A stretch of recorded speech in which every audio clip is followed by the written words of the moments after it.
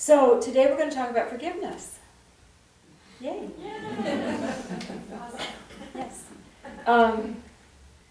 When I was a little kid, I don't know if your parents made you say you're sorry if you had siblings. My siblings and I never really tussled over much because if one of us got punished, we all got punished. That was the rule in my house.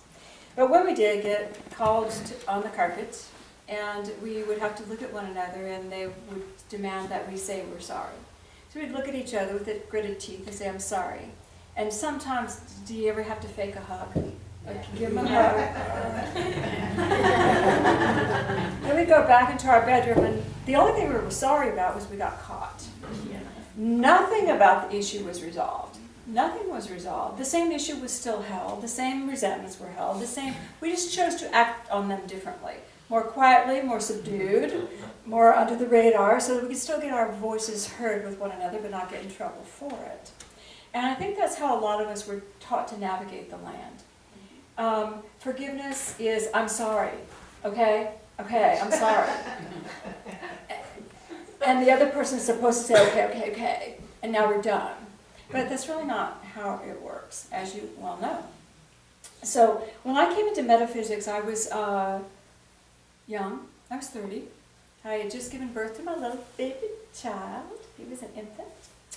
And I started listening to all these new concepts. All these concepts. Forgive is to give forth love.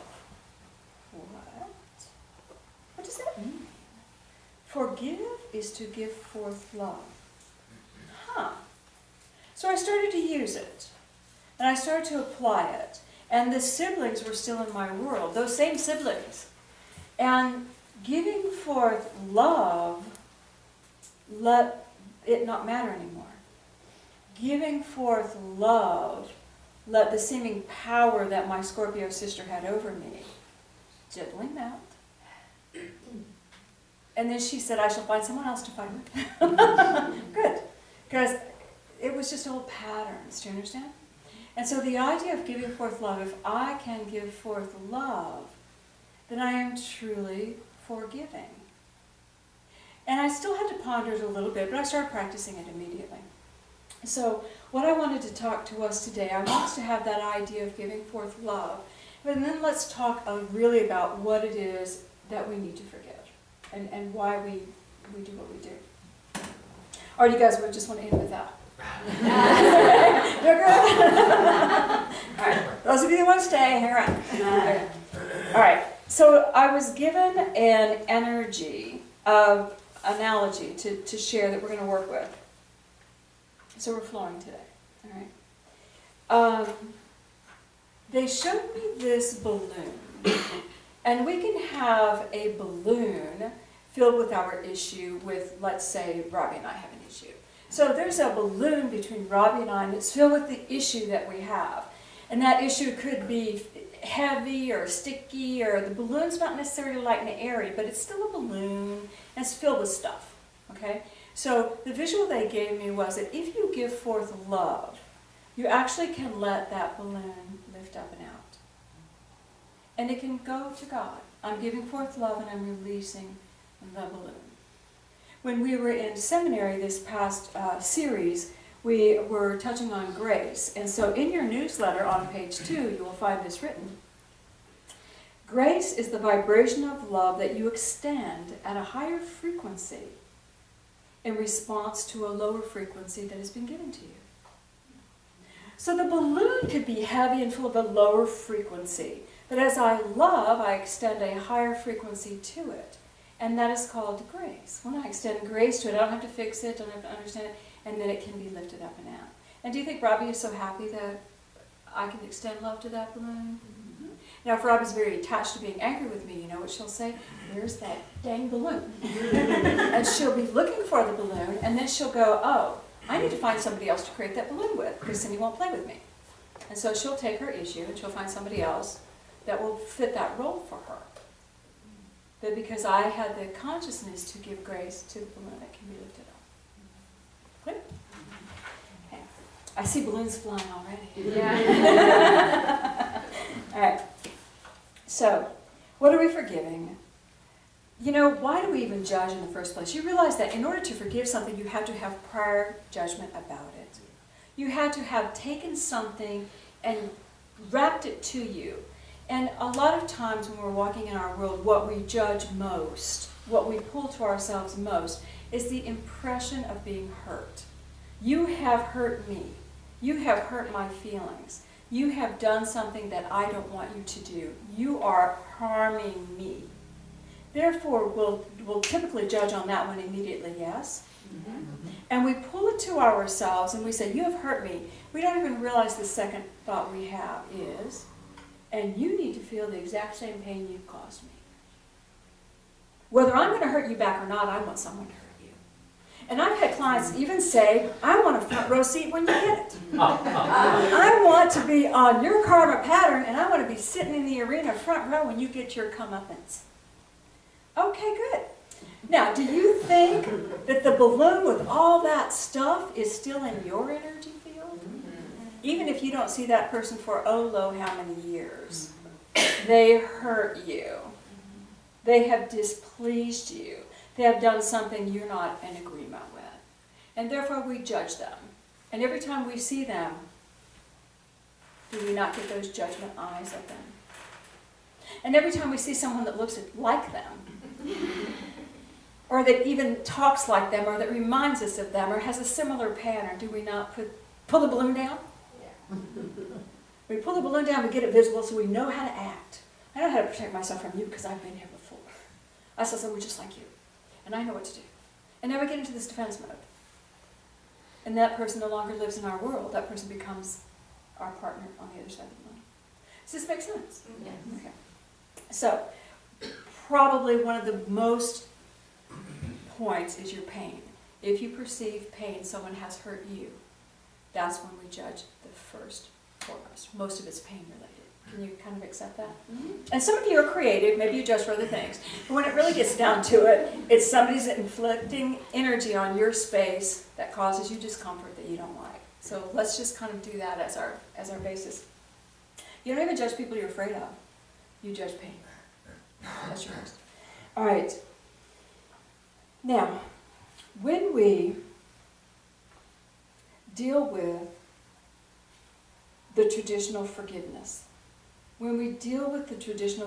okay, now Robbie and I have our balloon. We're reinflating it. And now I've decided I'm going to have to hire Robbie now to be my admin person. We're dreaming here. So now I must forgive Robbie.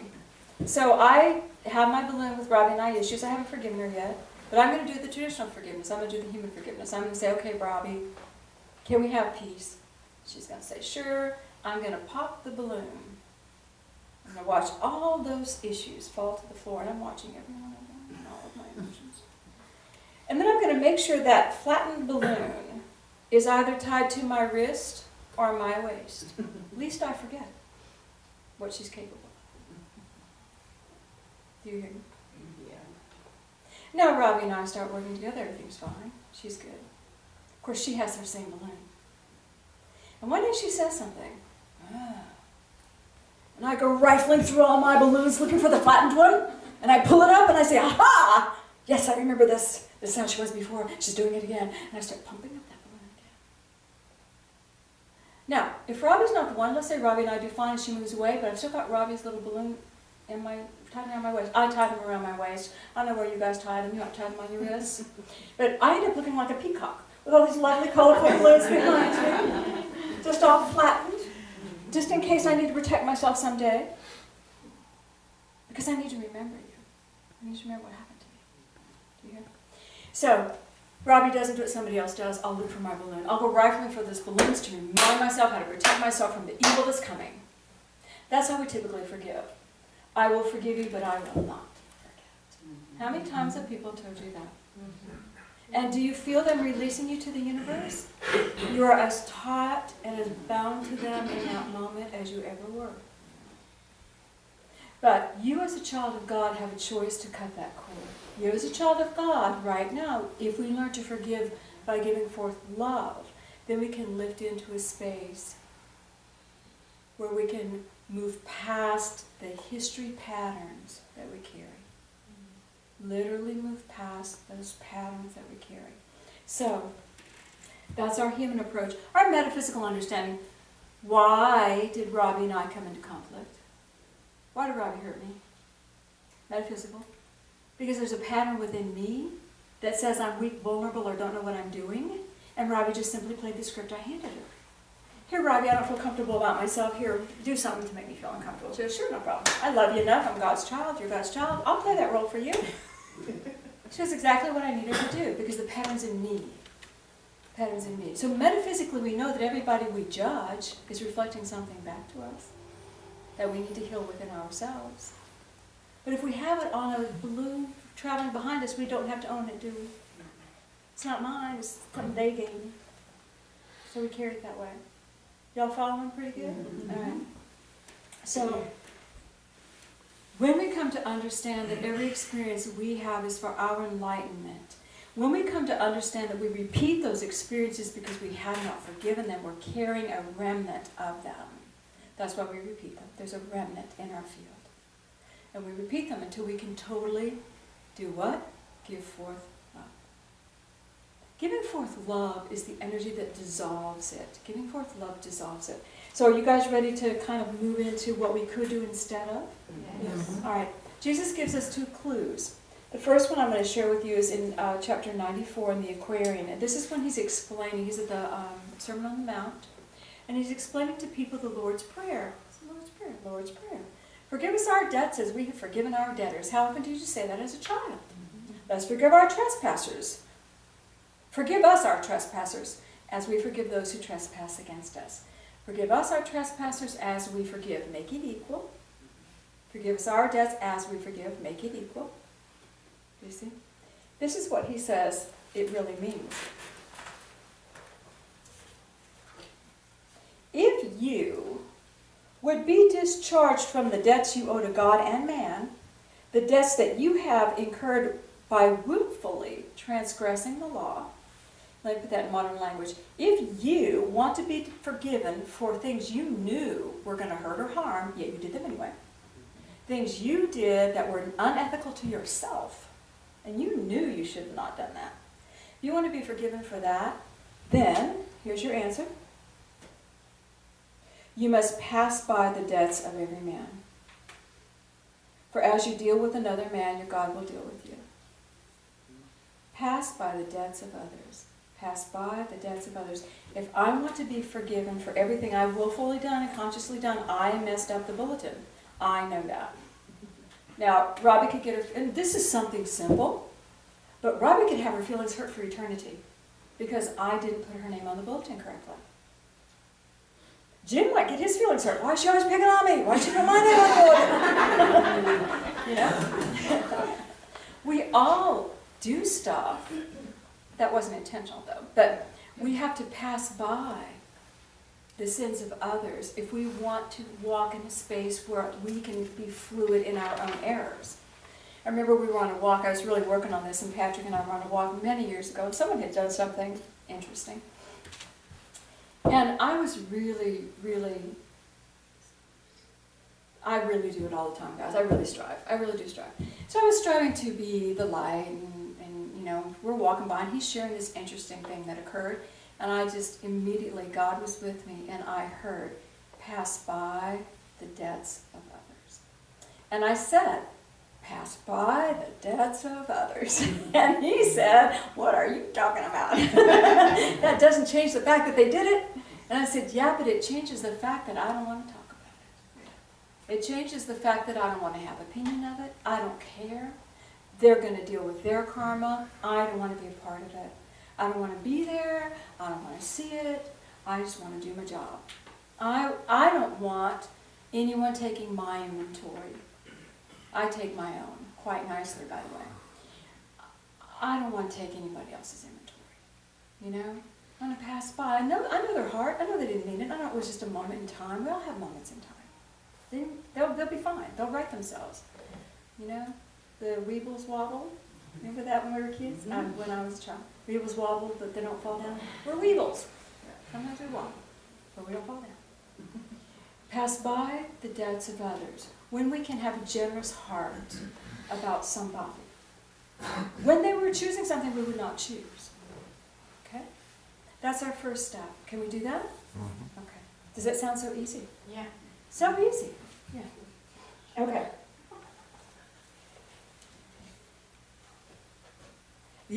The other step is how to let love move through the inventory that you already have of your broken balloons, and how not to. How to heal the things that really, truly, absolutely, for a fact, it's undeniable that you are in a space that you've agreed to go into with someone else, and it is intense, it is immense, and it is painful. How do we deal with that? So I will share with you a little thing that was given to me many years ago. I was 32, and I was going through a divorce. It was immense, it was intense, and it was painful. I was hurting so bad. I'm 32. I'm a baby. I was hurting so badly. My life was over. And I did not want him to hurt at all. I just wanted the pain to stop. I don't care what happens to him. Just stop the pain. I just want the pain to stop. And a friend of mine, one of my teachers, and I don't know who, I'm a baby, she gave me this thing to say. And so I'll share it with you. And I'm going to use his name because he won't mind. He's on the other side now. He visits often if he needs to come and chat. So we're very friendly. So she said, say this. So this is what I said. Michael, my ex-husband, I lovingly release and let you go to your highest and greatest good in harmony and peace. Michael, you lovingly release and let me go to my highest and greatest good in harmony and peace. Michael, I lovingly release and let you go to your highest and greatest good in harmony and peace. Michael, you lovingly release and let me go to my highest and greatest good in harmony and peace. Michael, I lovingly release and let you go to your highest and greatest good in harmony and peace. Michael, you lovingly release and let me go to my highest and greatest good in harmony and peace. By the third time I said it, which is what I just did, I said it 3 times. By the third time I said it, every time I would stop crying. I would start feeling free. I would start feeling love for him. I would start feeling like there was life beyond this moment. I said that 1,000,000 times during that process, and I give it out as homework sometimes to my clients when they're in a moment of contention with another soul and they can't find their way free. You know, we've been in contention with people, and we can't pry ourselves from that. And I've said it repeatedly. I have said that ever since, these many years, about everything. In gritted teeth, I have said it when my son was in trouble at 16. David, lovingly release and let you go. Now, I'm not like letting him not be my son anymore, but the intense energy between us. And by the third time, there was peace. There was peace. What it did was it changed my brain to think I'm stuck, I have no options, I have no choices, and it made my brain say, no, there's a choice. Right now, there's a choice. And when we release people, again, we're not releasing them like, get out of my life forever. We're releasing them from this, from creating a balloon of judgment that will do nothing but fester. It will do nothing but fester. My mother-in-law got comments from her friends and family, because David was 2 when Mike and I got a divorce, and so David was 16 when his dad died, so we had 14 years of relationship. And afterwards. And my mother-in-law's friends always commented on how well Michael and I got along. How much I loved her, how much I wanted her to be my son's grandmother. We never had a problem, other than one little spiff, and we handled that quickly. It was like, you're free to have your world, and I'm free to have my world. And I stayed in that. There were no balloons of Mike on me. I stayed in that energy. Now you can say, oh, Cindy, you have no balloons. Oh, of course I do. There are many moments where we feel like that judgment we've received, somebody judges us, so we have to judge them in return, blah, blah, blah, blah, blah. Someone's keeping my good from me, someone's hurting me, blah, blah, blah, blah, blah. You know, we all have these moments. But when we remember that Jesus said to love, the love of God moves to dissolve. The law of grace dissolves. And you know that one story where Jesus went in and healed somebody? Do you remember? He went into this, he was talking, chatting with everybody, teaching, and the man was lowered down from the roof. This is how it happened. And he's on the cot. And Jesus says, oh, your friends brought you down. There's no way to come in the door. That's why you came through the roof. And Jesus looked at the man and said, your sins are forgiven. And everybody went, how dare he say his sins are forgiven? Nobody can forgive sins but God. And everybody was in collective gasp of horror. And he said to them, what is the difference if I say your sins are forgiven or take up your bed and walk? And then he looked at the man and said, take up your bed and walk. The man stood up and walked out. The healing occurred when the love of God permeated the consciousness of the man. The love of God deflates the balloons. The love of God deflates the energy. Grace dissolves the lower frequency. Grace dissolves the lower frequency. The little prayer I just gave you is a grace-filled prayer. I'm sending a higher energy to something that is vibrating a little lower. Sending a higher energy. The thoughts that man held, the reason he was sick, whatever was going on within his body, the beautiful love of God was able to move in. Your sins, your faulty thoughts, whatever is within you, the lower frequency within you is now forgiven. It's now healed. Now you can walk. So we have those keys. We have the keys, pass by the debts of others. Don't judge. Think of all the balloons you're going to carry when you judge people. So we are given the keys. Send a higher frequency for a low frequency so we do not engage. If we cannot help engage, go to the prayer for the higher frequency. And when we bring in the love of God and we ask for that love to move through us, then we can let go of all the excess debris that we carry. And I'm going to tell you a little key. If you're still telling a story of when you were hurt 100 years ago, you have a balloon remnant somewhere on your body. If you're still telling that story, and that balloon could come alive at any moment. You understand? So, forgiveness is really giving forth love to the world. And who do you think I need to give forth love to first? Why does nobody love me? Because I don't love me. Why would they love me? I'm not vibrating love. I need to love me. Love me first. Forgive me first. I told you, well, I have a little mantra that I work with every year, and last year was, I'm innocent. This year is, I forgive myself. And a friend of mine said to me when I shared that one Sunday, Cindy, if you're going to say you forgive yourself as your mantra, that means you're going to be doing stuff that you need to forgive yourself for. And I said, yeah, I do. It's not like I'm going to be, I do. So the more conscious I am about it, the more I can actually employ it. All right, so are you guys ready to go within and let's do some forgiveness work? All right, so let's put our feet on the floor.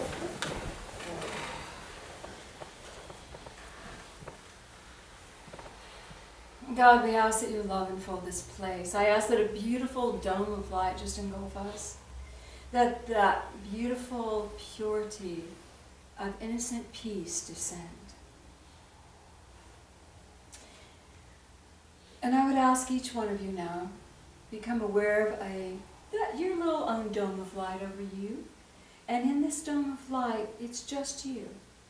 Your neighbors on either side, you're not aware of. And just lift up a little bit so you can see more clearly, lift above all the details.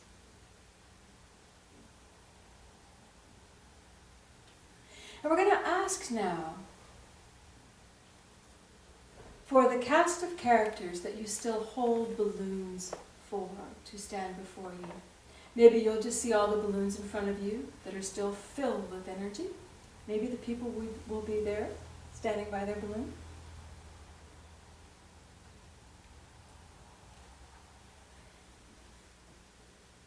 Whatever comes forward, whoever comes forward is fine.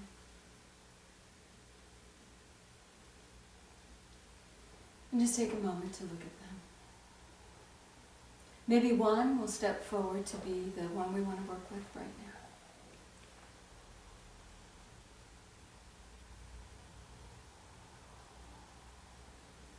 I want you to feel your desire to end the conflict.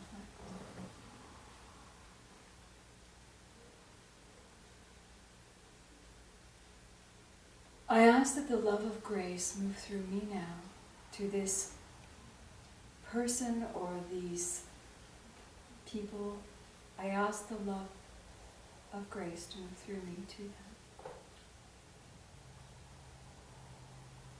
And in your heart say a name, and in your heart say, I lovingly release and let you go to your highest and greatest good in harmony and peace.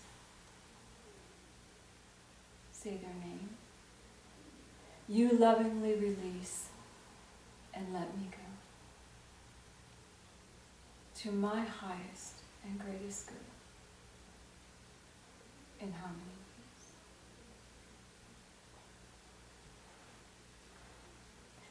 And feel the energy begin to flow.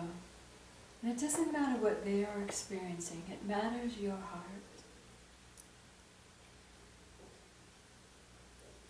Father, Mother God, we ask that your love now move through every situation, every balloon that is before us, every person. And we ask for a healing. We call forth your love, divine high love, to move through these lower vibrations and to heal them. And we see the balloons being depleted, and we see the people being lifted and released.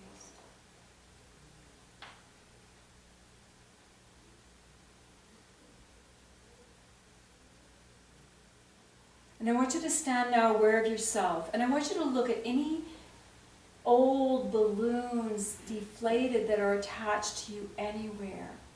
Look around your waist, look at your arms, any tied patterns that are empty but still with you. And just stand and say, I forgive myself. I love me and I love my journey. There has been nothing wrong. And I let these patterns go. And God, we ask that your love now move through the deflated balloons in our field. We don't need to re-experience. We ask to be free. And feel that beautiful love of God sweeping through you, maybe dissolving, maybe just lifting them up. There is nothing to protect or defend, for I am love.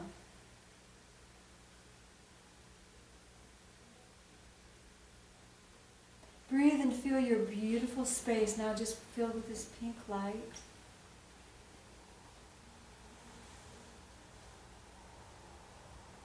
Feel the core of your heart opening. I love myself, and I choose joy.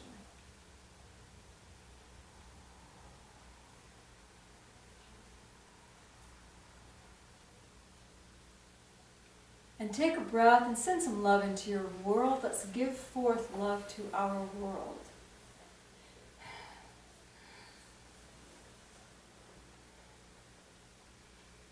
And let your focus now come back to your chair, coming back to this domed energy around you, feeling that you are safe and empowered.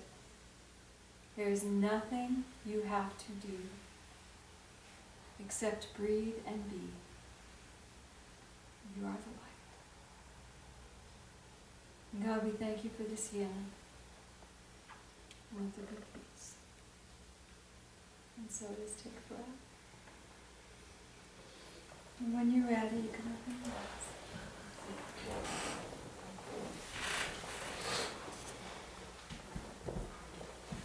To give forth love, forgive.